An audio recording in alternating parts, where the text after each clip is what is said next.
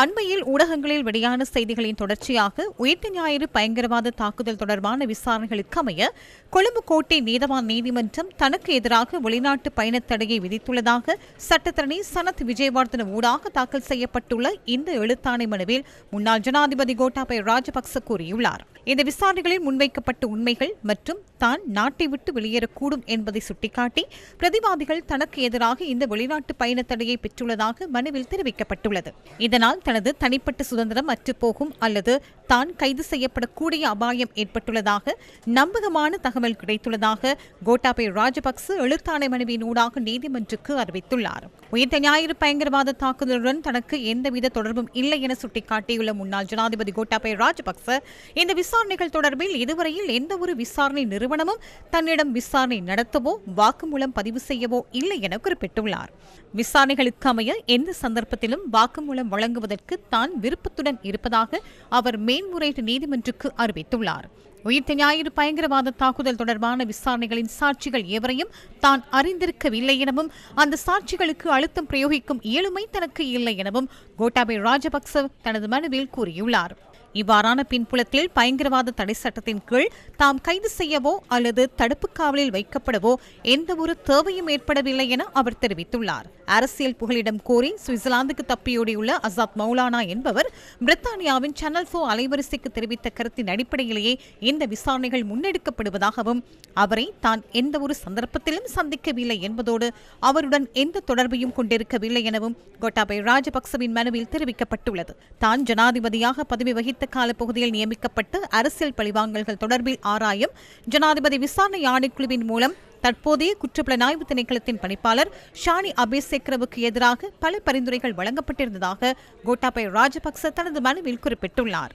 இதனால் உயிர்த்த ஞாயிறு பயங்கரவாத தாக்குதல் சம்பவத்தின் பிரதான விசாரணை அதிகாரியாக செயற்படும் ஷானி அபேசேக்கர தனக்கு எதிரான குரோதத்தினால் அல்லது தீய எண்ணத்துடன் செயற்படுவதற்கான சாத்தியம் உள்ளதாக அவரது எழுத்தாணை மனுவில் தெரிவிக்கப்பட்டுள்ளது. அதற்கமைய ஷானி அபேசேக்கரவினால் இந்த விசாரணையை சுயாதீனமாக முன்னெடுக்க முடியாது எனவும் தன்னை எந்த நேரத்திலும் கைது செய்வதற்கு விசாரணை அதிகாரிகளுக்கு அவர் அழுத்தம் பிரயோகிக்க வாய்ப்புள்ளதாகவும் முன்னாள் ஜனாதிபதி குறிப்பிட்டுள்ளார். உயிர்த்த ஞாயிறு பயங்கரவாத தாக்குதல் தொடர்பில் ஆராய்வதற்காக நியமிக்கப்பட்ட ஆணைக்குழுக்கள் அல்லது அந்த சம்பவம் தொடர்பான உயர் நீதிமன்றத்தினால் பிரகடனப்படுத்தப்பட்ட தீர்ப்புகளில் தனக்கு எதிராக எந்தவொரு குற்றச்சாட்டும் சுமத்தப்படவில்லை என அவரது மனுவில் குறிப்பிடப்பட்டுள்ளது. இதன்படி உயிர்த்த ஞாயிறு தாக்குதல் சம்பவம் தொடர்பில் ஆராய்வதற்காக முன்னாள் ஜனாதிபதி மைத்ரிபால சிறிசேனவினால் நியமிக்கப்பட்ட ஜனாதிபதி விசாரணை ஆணைக்குழுவின் அறிக்கை, பாராளுமன்ற தெரிவுக்குழுவின் விசாரணை அறிக்கை மற்றும் அசாத் மௌலானாவின் சேனல் 4 கருத்தின் பின்னர் அது தொடர்பில் ஆராய்வதற்காக நியமிக்கப்பட்ட ஆணைக்குழுவின் அறிக்கை ஆகியவற்றை நீதிமன்றத்தில் சமர்ப்பிக்குமாறு உத்தரவிடுமாறு மனுதாரர் மேன்முறையீட்டு நீதிமன்றத்தை கோரியுள்ளார். அத்துடன் உயிர்த்த ஞாயிறு பயங்கரவாத தாக்குதல் தொடர்பான விசாரணைகளின் கீழ் தன்னை கைது செய்வதையோ அல்லது தடுப்பு காவலில் வைப்பதையோ தடுக்கும் எழுத்தாணை ஒன்றை பிரதிவாதிகளுக்கு எதிராக பிறப்பிக்குமாறும் கோட்டாபய ராஜபக்ச மன்றில் கோரியுள்ளார். இந்த மனு விசாரணை செய்யப்பட்டு இறுதி தீர்ப்பு வழங்கப்படும் வரை தாம் கைது செய்யப்படுவதையும் தடுப்பு காவலில் வைக்கப்படுவதையும் தடுப்பதற்கான இடைக்கால தடை உத்தரவை பிறப்பிக்குமாறும் முன்னாள் ஜனாதிபதி கோட்டாபய ராஜபக்ச தனது மனுவில் வேண்டுகோள் விடுத்துள்ளார்.